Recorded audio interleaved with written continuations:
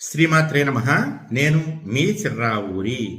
కార్తీక మాసంలో వచ్చేటటువంటి శ్రవణ నక్షత్రాన్ని ఏ విధంగా అయితే మనం కోటి సమవారము అని పిలుస్తామో, మార్గశిర మాసంలో వచ్చేటటువంటి ఆరుద్ర నక్షత్రం వచ్చేటటువంటి రోజుని ఆరుద్రోత్సవం అనేటటువంటి పేరుతో పిలుస్తారన్నమాట. ఇది శివుడికి చాలా ప్రీతికరమైనటువంటిది.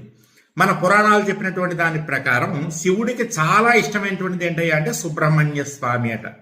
అటువంటి శివుడే ఏం చెప్పాడయ్యా అంటే, ఎవరైతే మార్గశిర మాసంలో ఆరుద్ర నక్షత్రం వచ్చినటువంటి రోజున బ్రహ్మ ముహూర్త కాలం అంటే తెల్లవారుజాము సమయంలో నన్ను పూజిస్తారో, లింగ రూపంలో కానీ అర్ధనారీశ్వర రూపంలో కానీ కనీసం స్మరణ కానీ లేదా దేవాలయ దర్శనం కానీ తెల్లారిన తర్వాత దేవాలయ దర్శనం కానీ చేసుకుంటారో, వాళ్ళకి సుబ్రహ్మణ్య స్వామి మీద నాకు ఎంతదే ప్రేమ ఉందో అంతకంటే ఎక్కువ ప్రేమని నేను చూపిస్తా వాళ్ళ మీద అని చెప్పాడు.